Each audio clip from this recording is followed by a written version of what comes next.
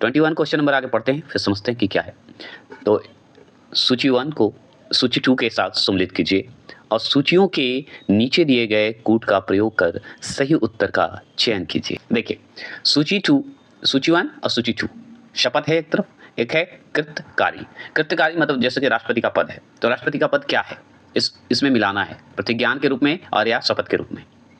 तो भारत का जो राष्ट्रपति हैं वो क्या करेंगे, तो भारत का राष्ट्रपति एक तरह से प्रतिज्ञान के रूप में देखा जाए या शपथ के रूप में, तो भारत के संविधान के प्रति श्रद्धा व निष्ठा के लिए शपथ लेंगे। ये समझ गए होंगे। तो ये भारत के राष्ट्रपति से है। तो 1 का 3 है, तो 1 का 3 आपको इस सब में दिख रहा होगा, तो ये सब तो गलत हो गया। क्लियर हो गया। बी है सर्वोच्च न्यायालय के न्यायाधीश की बात हो रही है। तो सर्वोच्च न्यायालय के न्यायाधीश का क्या कर्तव्य है भाई, शपथ किस लिए लेते हैं, तो शपथ लेते हैं हमारा 4 नंबर, संविधान और विधि की मर्यादा बनाए रखने के लिए सर्वोच्च न्यायालय के न्यायाधीश को शपथ लेते हैं कि हमको मर्यादा बनाए रखना है। तीसरा है संसद सदस्य, जो संसद के पार्लियामेंट के जो मेंबर होते हैं उनकी, तो ये जो होते हैं इनका कर्तव्य होता है कर्तव्यों को निष्ठापूर्वक निर्वहन करना। ये भी सही है, 2 सही है। तो बी सी 2 यहाँ सही है, तो आंसर तो सी आंसर सही होगा, ये हम जान गए। तो संघ के मंत्री का क्या काम है, सूचना की गोपनीयता। क्लियर हो गया। चलिए अब इसके बारे में जान लीजिए। तो सुनिए, भारत का राष्ट्रपति जो है निष्ठापूर्वक अपने कर्तव्यों का निर्वहन एवं संविधान के परिरक्षण, संरक्षण और प्रतिरक्षण की शपथ लेता है। क्या लेता है, रक्षण करने की, प्रोटेक्शन करने की बात करता है, परिरक्षण की बात करता है, प्रतिरक्षण की बात करता है, ये सब का शपथ लेते हैं हमारे राष्ट्रपति। अब सर्वोच्च न्यायालय की बात जानते हैं। तो सर्वोच्च न्यायालय का न्यायाधीश जो हैं संविधान एवं विधि की मर्यादा बनाए रखने एवं संविधान के प्रति श्रद्धा व निष्ठा की शपथ लेते हैं। समझ गए, ये भी सर्वोच्च न्यायालय की बात करते हैं, हो गया। अब जानते हैं संघ का मंत्री की बात करते हैं। तो संघ का मंत्री जो होते हैं, मतलब संघ के जो मंत्री होते हैं, सूचना की गोपनीयता की शपथ लेते हैं, सूचना जो भी है उसकी गोपनीयता का शपथ लेते हैं। और जानते हैं संसद सदस्य जो होते हैं वो कर्तव्यों के निष्ठापूर्वक निर्वहन की जो है शपथ लेते हैं, निष्ठापूर्वक काम करेंगे भाई, इस तरह का। राष्ट्रपति की शपथ या प्रतिज्ञान का उल्लेख जो है अनुच्छेद 60 में किया गया है। किसमें किया गया, 60 में। सोचिए 60 में शपथ और प्रतिज्ञान का उल्लेख किया गया राष्ट्रपति का, 61 में महाभियोग का किया गया, ये हम जानते हैं। ये इस टाइम मैंने ऐसे जानबूझ के बता दिया। जबकि अन्य तीनों की शपथ का उल्लेख जो है संविधान की 3री अनुसूची में की गई है। और 3 जो आप देखे ऊपर पढ़े हम लोग, सर्वोच्च न्यायालय पढ़े, संघ की बात किए, संघ की मंत्री की बात करते हैं या संसद के सदस्य की बात करते हैं, ये सब जो है 3री अनुसूची में है, मतलब उल्लेख किया गया है, वर्णन किया गया है। ये 22वां प्रश्न की बात करते हैं, सुनिए। 22वां प्रश्न भी ध्यान से सुनना है। 22वां प्रश्न क्या है, सुनिए। सूची 1 को सूची 2 से सम्मिलित कीजिए और सूचियों के नीचे दिए गए कूट का प्रयोग कर सही उत्तर का चयन कीजिए। सूची 1 में व्यक्ति एक तरफ है और सूची 2 में पद है एक तरफ। जैसे नगेंद्र सिंह के बारे में हम ऊपर पढ़े थे। तो नगेंद्र सिंह क्या है बताइए। तो नगेंद्र सिंह जो है अंतर्राष्ट्रीय न्यायालय के अध्यक्ष रहे हैं, ये हम जानते हैं। अजीत नाथ राय का अगर बात करते हैं, बी नंबर देख रहे हैं, तो अजीत नाथ राय जो हैं ये भारत के क्या हैं, भारत के मुख्य न्यायमूर्ति हैं, सॉरी भारत के मुख्य न्यायमूर्ति हैं। आर के त्रिवेदी की बात करते हैं। आर के त्रिवेदी जी जो हैं ये हमारे भारत के मुख्य निर्वाचन आयुक्त रहे हैं, पद पे हैं इन लोग। अशोक देसाई की अगर बात करते हैं तो अशोक देसाई जो हैं वो एक ही तो है, चौथा ऑप्शन, भारत के महान्यवादी के पद पे रहे हैं। ये सब जो है रह चुके हैं, ये आप जानते हैं। तो ये ऑप्शन नंबर इसका जो है ए का 2 है, तो आपका सी मिलेगा, और बी का 3 है और 1 होगा, आप जानते ही हैं। सी का और 4 का 4 होगा, डी का 4 होगा। चलिए अब देखिए कब से पद पे रहे, कब से कब तक रहे। तो देखिए नगेंद्र सिंह की अगर समय काल बात किया जाए तो 1985 से 1988 तक अंतर्राष्ट्रीय न्यायालय के अध्यक्ष थे, ठीक है। 1985 से लेके 88 तक, मतलब 88 तक, 1988 तक। अब बात करते हैं अजीत नाथ का। अजीत नाथ राय जो हैं 1973 से लेकर 1977 तक भारत के मुख्य न्यायाधीश थे, ठीक है, ये जान लीजिए। तो एक बात ध्यान रखना है, 1973 से लेके 1977 तक भारत के मुख्य न्यायाधीश थे, ये हम जान गए। अब बात करते हैं आर के त्रिवेदी जी का। तो आर के त्रिवेदी जो हैं 1982 से लेकर 1985 तक, मतलब 1982 से लेकर 1985 तक जो हैं पद पे रहे भारत के मुख्य निर्वाचन आयुक्त के रूप में, चीफ इलेक्शन कमिश्नर के रूप में। क्लियर हो गया।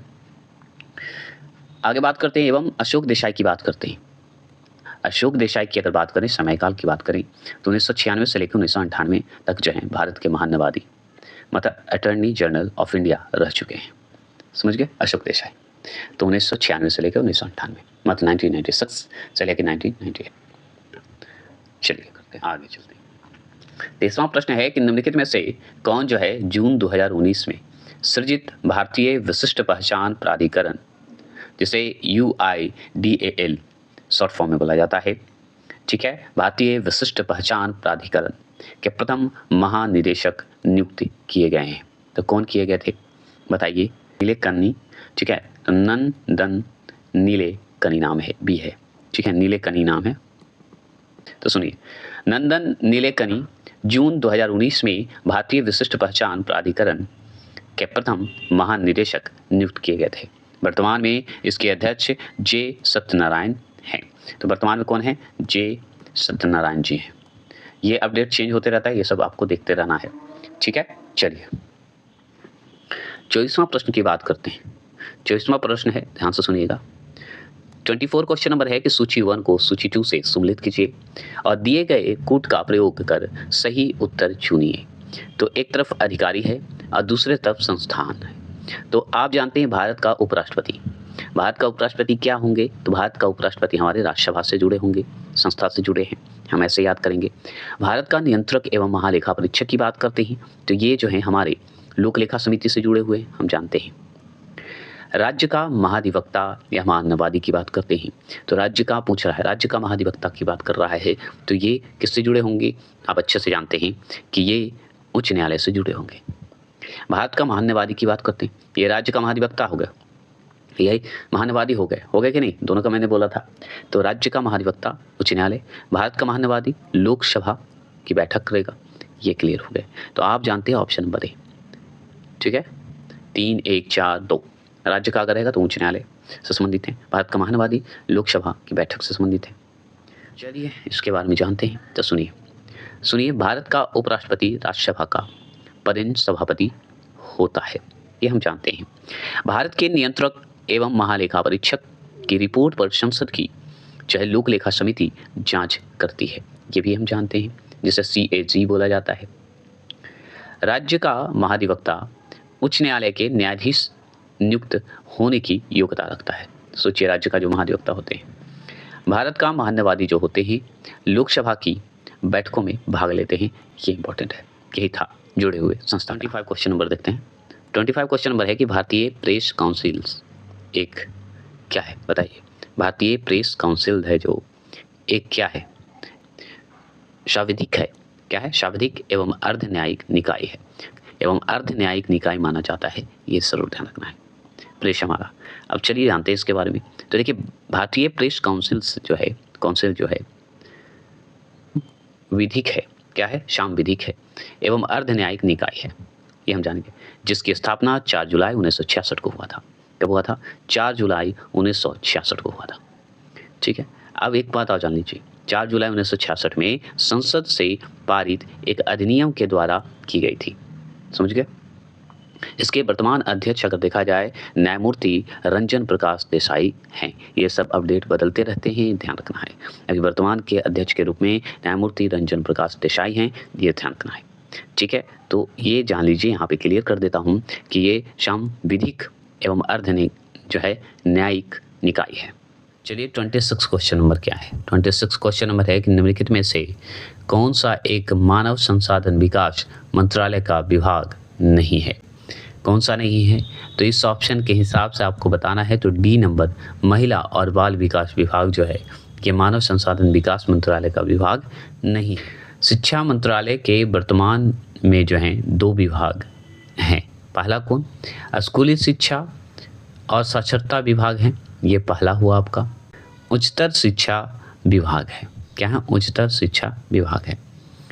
उच्चतर शिक्षा विभाग के अंतर्गत विश्वविद्यालय और उच्चतर जो शिक्षा होते हैं विश्वविद्यालय आ जाएगा, ये हम जान गए, और उच्चतर शिक्षा एवं तकनीकी शिक्षा विभाग सम्मिलित हो जाएंगे। उप विभाग के रूप में शामिल है। कौन? उच्चतर शिक्षा विभाग जो है उप विभाग के रूप में शामिल है। अब चलिए जानते हैं और अब बात करते हैं महिला एवं बाल विकास की बात करते हैं।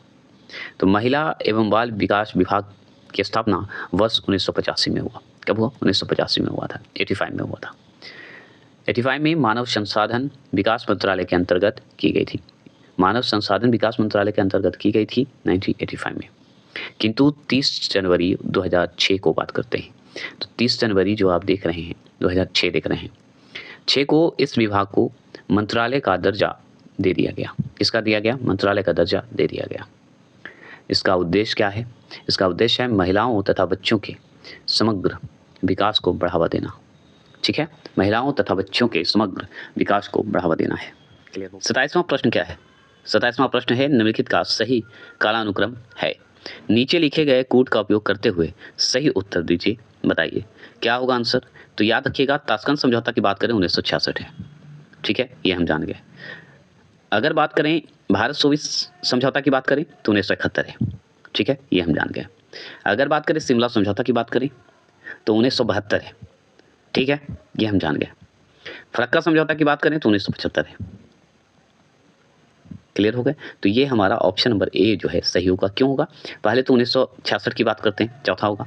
फिर आपका दूसरा जो है 71 में हुआ था।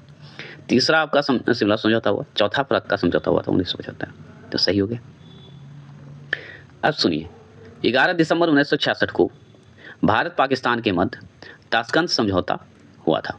ठीक है, 11 दिसंबर 1966 को भारत पाकिस्तान के मध्य ताशकंद समझौता हुआ। 9 अगस्त 1971 में शांति मैत्री एवं सहयोग के लिए ऐतिहासिक भारत सोवियत समझौता हुआ था। कब? 1971 में। ये हम जानते हैं, शांति के लिए, मैत्री के एवं सहयोग के रूप में। तो शांति मैत्री भी बोल सकते हैं। 2 जुलाई 1972 को भारत पाकिस्तान के मध्य शिमला समझौता हुआ। क्या हुआ? शिमला समझौता हुआ। ठीक है ना, ये जान लीजिए। वर्ष 1975 में भारत बांग्लादेश के मध्य फरक्का बैराज समझौता हुआ, जिसे फरक्का समझौता भी कहते हैं, 1975 में हुआ था।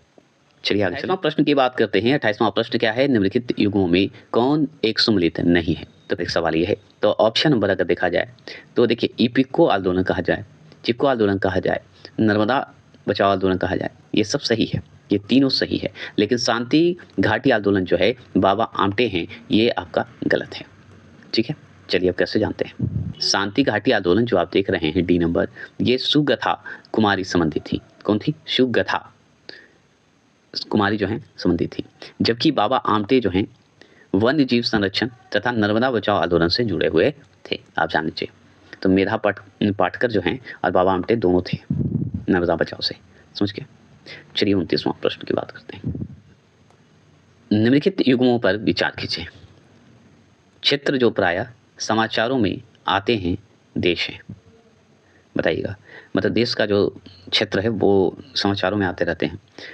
उपरोक्त में से कौन सा युग्म सही सम्मिलित कीजिए, सही सम्मिलित कीजिए। तो चेचन्या जो है वो रूस से संबंधित है। ये जो है आपका केवल एक ही जो है सही है। अब कैसे सही है ये तो हम भी नहीं जानते। चलिए इसको जानते हैं। चेचन्या, ये भी मैंने नाम नहीं सुना है, इसी से सुना है। अब क्या है चलिए जानते हैं। तो सुनिए, चेचन्या रूस का एक गणतंत्र है। रूस का क्या है? गणतंत्र है, ये ध्यान रखना है।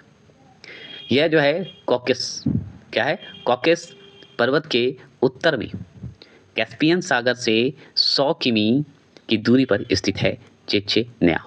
और रूस का क्या है? एक गणतंत्र है। रूस का क्या है? एक गणतंत्र है। कॉकेस पर्वत के उत्तर में है और कैस्पियन सागर से 100 किमी दूरी पर स्थित है। अब ये तीन जो पढ़े हैं, अब सुनिए। दारफुर, क्या है? दारफुर सूडान के पश्चिमी भाग में स्थित है। ठीक है, ये आप जान गए। यहाँ पे क्या दिया था? दारफुर माली, ये गलत है। दारफुर जो है सूडान के पश्चिमी भाग में स्थित है और विवादित क्षेत्र है ये भी ध्यान रखना है, विवादित क्षेत्र है ये। स्वात घाटी की बात करते हैं तो स्वात घाटी पाकिस्तान के खैबर पख्तूनख्वा प्रांत में स्थित एक प्रशासनिक जिला है। क्या है? एक प्रशासनिक जिला है। याद किया, पख्तूनख्वा। ठीक है, याद रखना है। 30वां प्रश्न क्या है? सुनिए, एशियाई विकास बैंक का इंडिया रेजिडेंट मिशन कहाँ अवस्थित है? कहाँ अवस्थित है बताइए। एशियाई विकास बैंक का इंडिया रेजिडेंट मिशन कहाँ अवस्थित है? तो ये है ऑप्शन नंबर बी, नई दिल्ली में। कहाँ है? नई दिल्ली में। अब नई दिल्ली में है तो चलिए जानते हैं। तो सुनिए, एशियाई विकास बैंक की स्थापना जो है 19 दिसंबर 1966 को की गई थी। कब की गई थी? 19 दिसंबर 1966 को की गई थी। इसका मुख्यालय की बात करें तो फिलीपींस की राजधानी मनीला में अवस्थित है। तो आपसे पूछेगा कि फिलीपींस की राजधानी मनीला में कौन सा डिपार्टमेंट स्थित है, कौन सा बैंक है? तो एशियाई बैंक है। इसकी स्थापना कब हुई थी? तो 19 दिसंबर 1966 को। और जानते हैं इसका जो है मतलब किसका? एशियाई विकास बैंक का इंडिया रेजिडेंट मिशन नई दिल्ली में अवस्थित है। कहाँ है? नई दिल्ली में अवस्थित है इंडिया रेजिडेंट मिशन। ठीक है, आगे चलते हैं। 31वां प्रश्न की बात करते हैं। 31वां प्रश्न है कि निम्नलिखित में से कौन किसी देश की सर्वप्रथम महिला प्रधानमंत्री बनी थी? बताइएगा। तो कौन बनी थी? तो आप जानते हैं भंडार नायक, श्रीमाऊ भंडार नायक।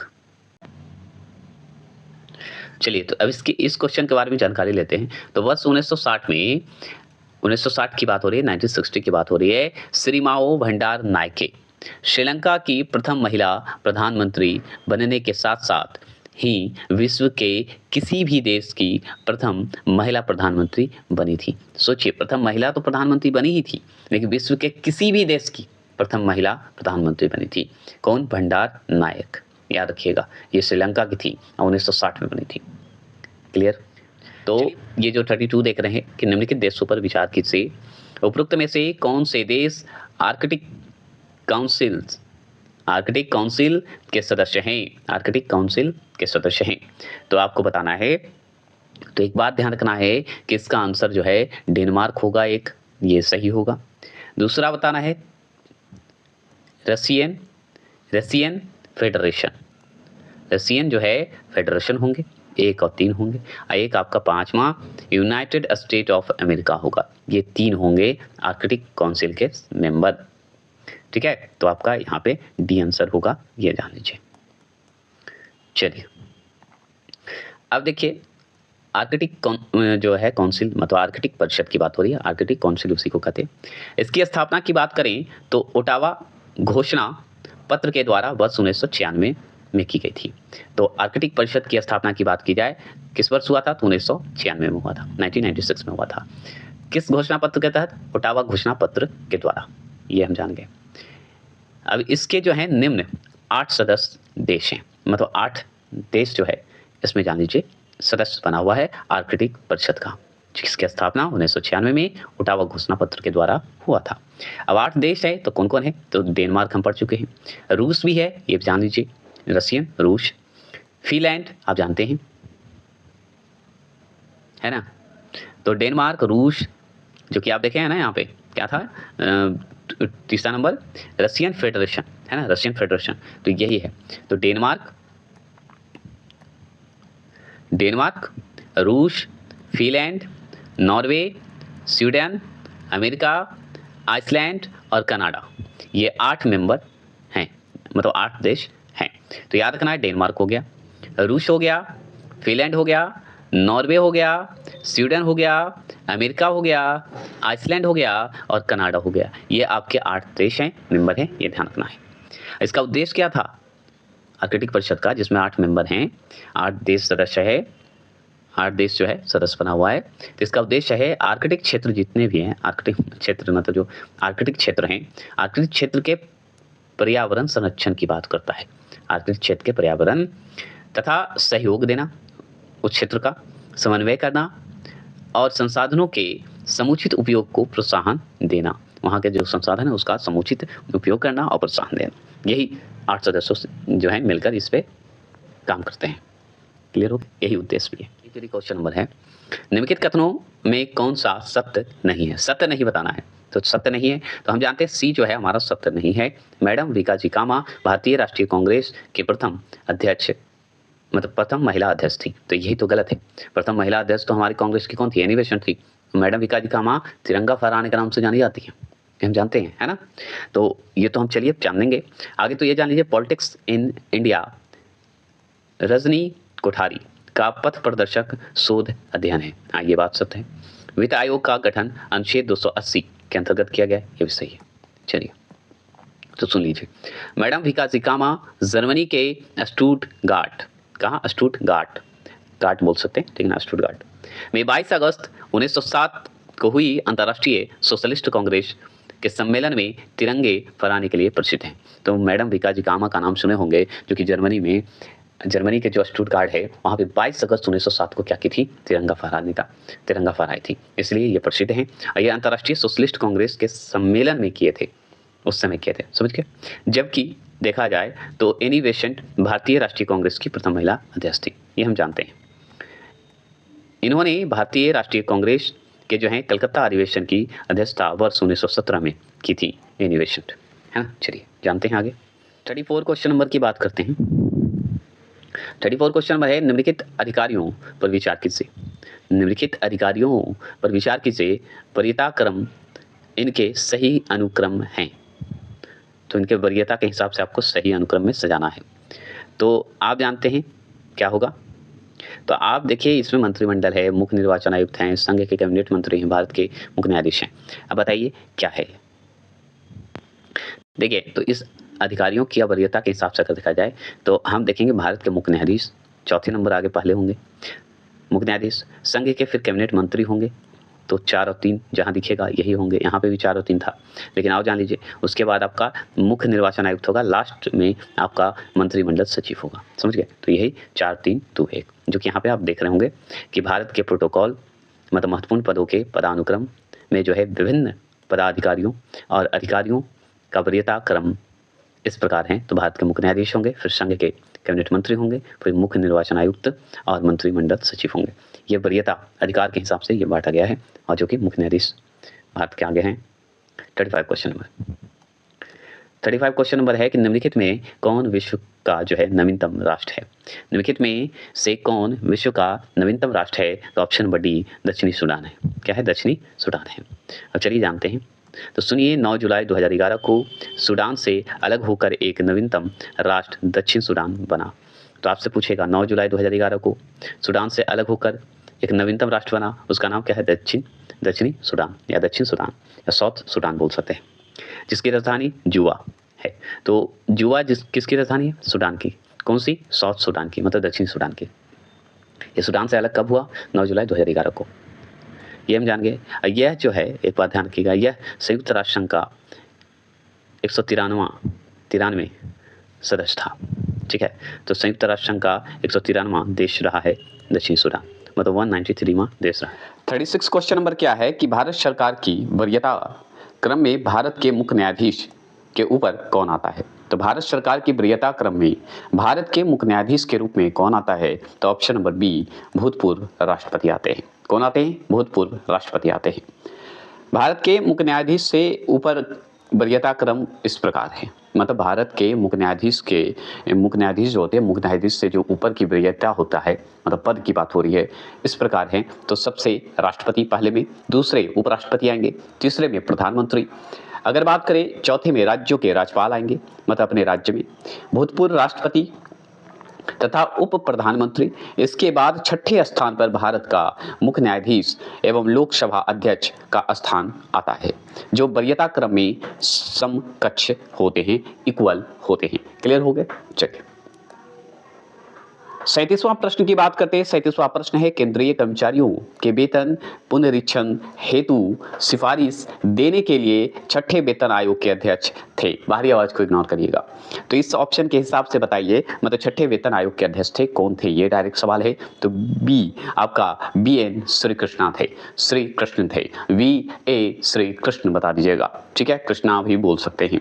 अगर बात करें इस पे, तो छठे वेतन आयोग के अध्यक्ष अगर पूछे तो BN श्री कृष्ण बता दीजिएगा, श्री कृष्ण थे। जबकि 7वें वेतन आयोग के अध्यक्ष जो हैं कौन थे, न्यायमूर्ति AK माथुर थे। कौन थे, AK माथुर जी थे। क्लियर हो गए। तो ये आप 7वें वेतन का जान गए। और छठे वेतन का, 8वें वेतन का आप जो बनेंगे उस पर चर्चा बाद में करेंगे। अगर बात करते हैं 38 क्वेश्चन नंबर, भारतीय संविधान में मान्यता प्राप्त भाषाओं की संख्या है। बताइएगा। भारतीय संविधान में मान्यता प्राप्त भाषाओं की संख्या क्या है? तो डी 22 भाषाएं हैं, ये हम जानते हैं। अब चलिए जानते हैं इसमें 38वां प्रश्न है कि भाषाओं संबंधी प्रावधान का उल्लेख संविधान की 8वीं अनुसूची में किया गया है। किसमें किया गया है? 8वीं अनुसूची में किया गया है। मूल संविधान में कुल जो है 14 भाषाएं हैं। 14 भाषाएं थी शुरू में, अगर देखा जाए वास्तविक रूप से तो 14 भाषाएं थी शुरू में, परंतु वर्तमान में इसकी संख्या 22 हो गई है, ये हम अच्छे से जानते हैं। ठीक है। 21 में अगर बात करें 21 में 21 में संविधान संशोधन अधिनियम 1967 मतलब 1967, ठीक है, 1967 मतलब 1967 से जो है सिंधी जोड़ा गया। 21 में संविधान संशोधन जो हुआ अधिनियम 1967 जो हुआ, उस सिंधी भाषा जोड़ा गया। 71वें संविधान संशोधन अधिनियम जो 1992 हुआ मतलब 1992 में हुआ, उसमें जो है कोकिन, नेपाली और मणिपुरी भाषा जोड़ी गई थी 71वें संविधान संशोधन के तहत। ठीक है। अब 92 में संविधान संशोधन भी हुआ। 92 में संविधान संशोधन अधिनियम 2003 हुआ। 3 के द्वारा जो है बोडो, डोगरी, संथाली एवं मैथिली को जो है 8वीं अनुसूची में शामिल किया गया। तो ये 92 में जो संविधान संशोधन अधिनियम जो 2003 के हुआ था, उसके द्वारा जो है बोडो, डोगरी, संथाली और मैथिली को जोड़ा गया था। इसे मिलाकर 22 भाषाएं हो गई। क्लियर हो गए? समझ जानते हैं। 39वां क्वेश्चन को समझते हैं। तो 39 क्वेश्चन है कि निम्नलिखित में से कौन संविधानोत्तर संस्था है? संविधान उत्तर संस्था है, बताना है। ठीक है। तो संविधान उत्तर संस्था हमारा नीति आयोग है, और इसी जगह पे नीति आयोग के कभी कभी योजना आयोग दे देता है, तो ये भी संविधानोत्तर संस्था है। अब चलिए जानते हैं क्या है। तो देखिए संविधान उत्तर संस्थाएं मतलब वह संस्था होती है जिसका उल्लेख जो है संविधान में नहीं किया जाता है, उसी को संविधान उत्तर संस्था कहा जाता है, जिसमें नीति आयोग, योजना आयोग, अर्थात जिसका गठन कार्यपालिका के द्वारा किया जाता है। तो ये कार्यपालिका के द्वारा किया जाता है, जैसे प्रधानमंत्री इसके अध्यक्ष होते हैं, है ना, नीति आयोग के, तो उसी तरह योजना आयोग के भी प्रधानमंत्री होते हैं। तो ये कार्यपालिका के द्वारा ही किया जाता है। जैसे राष्ट्रीय मानवाधिकार आयोग, जैसे नेशनल ह्यूमन राइट्स कमीशन, ये भी हमारा जो है संविधान उत्तर संस्था है। नीति आयोग, जैसे कि नीति आयोग हो गया, एवं केंद्रीय सतर्कता आयोग हो गया, ये सब जो बनाए गए संस्था हैं, ये संविधान उत्तर संस्था है, मतलब जिसका उल्लेख संविधान में नहीं किया गया है। नीति आयोग का अगर गठन की बात करते हैं तो 1 जनवरी 2015 को हुआ। इसके अगर पदेन अध्यक्ष की बात करें तो प्रधानमंत्री होते हैं, तथा वर्तमान में इसके उपाध्यक्ष जो है सुमन के बेरी हैं। तो उपाध्यक्ष अगर पूछेगा कौन है तो सुमन के बेरी हैं। तो क्लियर हो गए। चलिए आगे चलते हैं। 40वां प्रश्न क्या है सुनिए। 40वां प्रश्न है संविधान सभा में जो है निम्न में से कौन सा दल जो है शामिल नहीं था? तो कौन सा दल जो है शामिल नहीं था? तो ये हिंदू महासभा दल जो है शामिल नहीं था, ये आप जानते हैं। अब इसके बारे में चलते हैं, जानते हैं।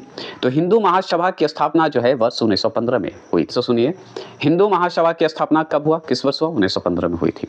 इस दल ने संविधान सभा में भाग नहीं लिया, जबकि मुस्लिम लीग के सदस्यों ने संविधान सभा का बहिष्कार किया था।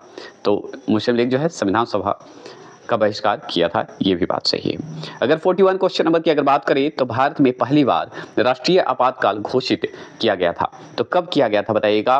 पहली बार तो 1962 में किया गया था, यह हम जानते हैं। सुनिए, भारत में अनुच्छेद जो है 352 जो कि राष्ट्रीय आपातकाल से संबंधित है, के आधार पर अब तक 3 बार जो है क्या लगा है, राष्ट्रीय आपातकाल लग चुका है, ये आर्टिकल लग चुका है। पहला वर्ष 1962 में भारत चीन युद्ध के समय लगा था, दूसरा वर्ष 1971 में भारत पाक युद्ध के समय लगा था, और तीसरा लगा था वर्ष 1975 में आंतरिक अशांति के आधार पर आपातकाल लागू किया गया था, इमरजेंसी लगा था, जो कि इंदिरा गांधी थी उस समय। ठीक है। 44 अब चलते हैं आगे।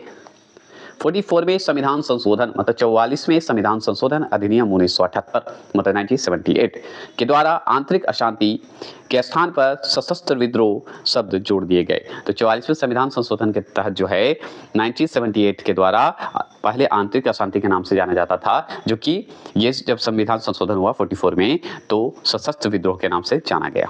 ठीक है। 42वें क्वेश्चन की बात करते हैं। 42वां है कि भारत की पहली महिला राजदूत बनी कौन थी? तो भारत की पहली महिला राजदूत कौन बनी थी, ये पूछ रहा है। राजदूत बनी कौन थी? तो ए विजय लक्ष्मी पंडित बनी थी। कौन बनी थी? विजय लक्ष्मी पंडित बनी थी। आप जानिए, विजय लक्ष्मी पंडित स्वतंत्र भारत की पहली महिला राजदूत मतलब एम्बेसडर थी, जिन्होंने सोवियत संघ, रूस, ब्रिटेन और अमेरिका में भारत का प्रतिनिधित्व किया। क्या किया? सोवियत संघ, रूस का, ब्रिटेन का और अमेरिका में जो है भारत का प्रतिनिधित्व किए थे विजयलक्ष्मी पंडित की थी। वह संयुक्त राष्ट्र महासभा की पहली महिला अध्यक्ष भी बनी, ये भी जान लीजिए। और वो कब? 1953 में, मतलब 1953 में। ठीक है, महासभा की पहली महिला अध्यक्ष बनी थी। चलिए, तो आज के लिए इतने रखते हैं। नेक्स्ट आएगा नया टॉपिक ज्योग्राफी।